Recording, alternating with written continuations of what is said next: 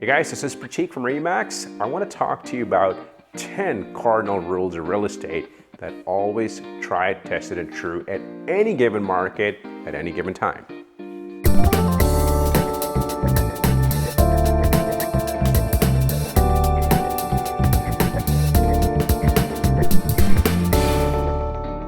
Real estate isn't a one-size solution that fits all. Well, let's admit it. Everybody's situation, both financial and a need to acquire or dispose of property, is different. Often I see in sentences or people asking me, well, my friend or my neighbor or family member achieved this and I'd like to achieve the same. It all depends on what the timing of the market was, which neighborhood we're talking about, what kind of product we're talking. So it isn't the same criteria for everybody. And then I see this constantly time and time again. Multiple offers are prevalent in any market. Since the time I've been licensed, I have seen more than one offer surface on numerous occasions, even in the slowest of times. And the reason is simple. Number one, demand and supply. Number two, motivation for the sellers to sell at a certain price or how quickly they want to sell. So please don't hold no bar. If you see a home that's priced well, it's in a great location and checks off all the boxes, there's a high chance that you're not the only one looking at that house. The third point is a segue to the second point. The three most important components of getting the highest and best value for your home. At any given time, these three things define and determine the highest price. Number one, location. You've all heard of that. Location, location, location. Number two, price. And number three is the condition of your house. The condition, do you have pride of ownership? How well you've maintained the house? How well is it presented? If all these three factors align, I guarantee that you'll get the highest and best value for your home. All right, number four. This is one of my favorites. Assessed value of your property has nothing to do with the market value of your home. Put it simply, the BC assessment is a way of calculating your property taxes and is not to be confused with what your home is going to sell for. The reason is, if you look at your BC assessment, you're going to notice that the calculated value of your property is assessed in July of every year. For example, if you're thinking of selling your home in November of 2024, you're actually basing your assessment of July 2023, which is not only stale, but it's quite obsolete. When assessing and determining the market value of your house, we usually look at 30, 60, or 90 days at best of data to see what homes are selling for. So in a slow market, you may notice that your BC assessment is a lot higher than what your current market value of the house is. Conversely, in a seller's market, you may notice that your market value of your property is a lot higher than assessed value. So please don't get confused, and it's just a guiding tool to calculate your taxes. Number five, yes, things are always almost relevant in real estate. Well, you sell high, you buy high. You sell low, you buy low. But there is an exception to this rule. See, a lot of times when you're moving in and out of your house, you're also changing the neighborhood. So certain neighborhoods may combine a different price factor. They may be in a different market. You may be selling in a buyer's market, but you may be moving to a seller's market. So you have to carefully consider all your options before deciding what you're doing. Number six, I'm buying a brand new house. I don't need to do a home inspection. Incorrect. It's always advisable that you do a home inspection even in a brand new house. The reason is two. The first is convenience.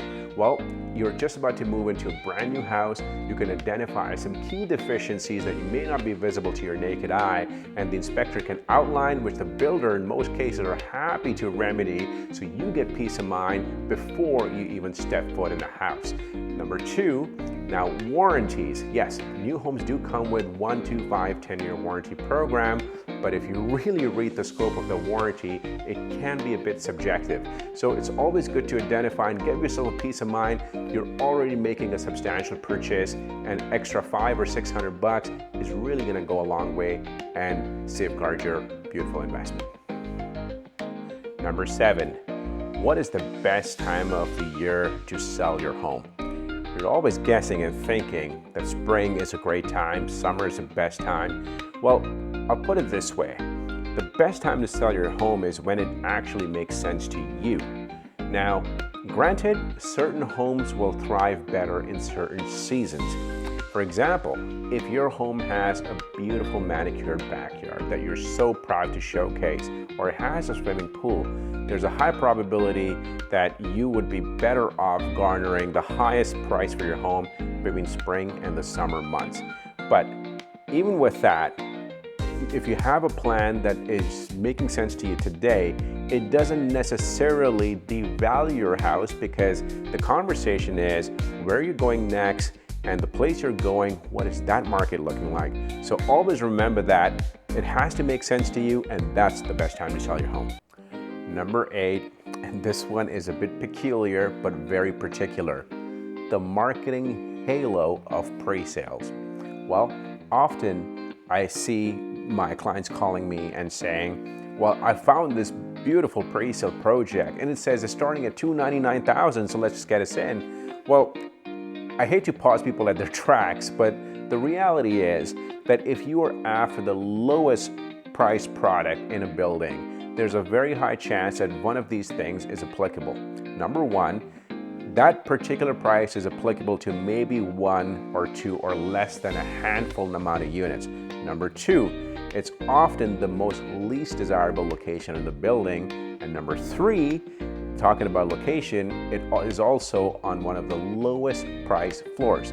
Well, there's one more addition to my point. Number 4 is developers use this as a marketing ploy to get you inside of the building, to upsell you to units that are priced often much higher price per square footage. So before you invest your time or you have more questions, definitely ask me, what are you in it for? What is your budget? And more importantly, your horizon for your investment. So don't fall for the marketing halo around pre-sales about starting at this number. You'll always note that there's an asterisk on the top left or right corner of that particular figure to basically give you a disclaimer that it's an entry-level price point amongst other things. Number 9, renovations in order to get the highest and best value for the sale of your home. So I get asked a lot at the time of evaluations that, should I renovate my kitchen, perhaps update my bathrooms, and will that result in a lot higher dollar figure for my house?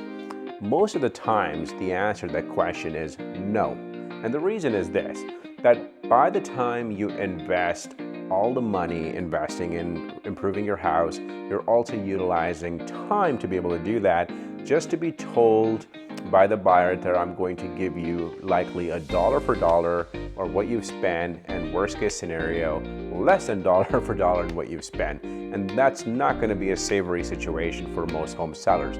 Now, of course, this isn't to say that this is applicable to people who have bought homes specifically to renovate and sell.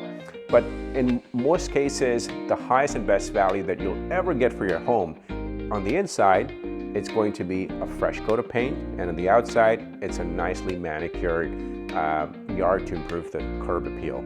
But even with that, a pride of ownership in a home greatly depends on how well you have kept the integrity of the house.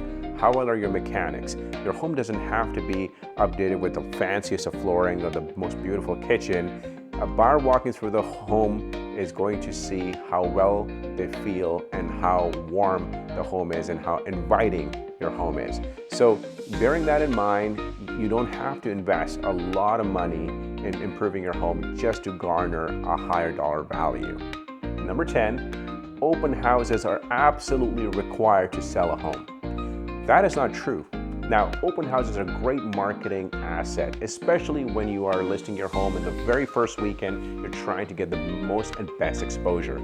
But the reality in selling a home successfully in most cases is this, that a buyer's agent is typically making an appointment privately to show your home. And there's 2 important reasons why. Number 1, they have committed to a time to work together and utilize part of their day in and seeing a home. And they're not looky-loos, they're not kicking tires, they're actually serious. Number 2 is that most buyers agents spend considerable amount of time qualifying their buyers before they're even taking them out on a tour. So having those two perspectives in mind is a very comforting thing when you have a private appointment versus opening the house at every weekend or just showing it to mass market. So open houses are a great tool, especially in a seller's market, but they're not the only resource that's required in selling your home. So just remember, guys, these 10 rules of real estate are applicable at any given time and in almost in any given market. Now, at the time of this video, the rates are still falling and there's plethora of opportunities for buyers to get an incredible value purchase. Now, case in point that I'm going to make is this beautiful luxury home that I'm standing in. Brand new home located steps to Crescent Beach and the elementary school, and this is one of the best value proposition homes priced in all of South Surrey. So my name is Prateek. Give me a call for a private tour, or if I can help you in any which way, help you make a move.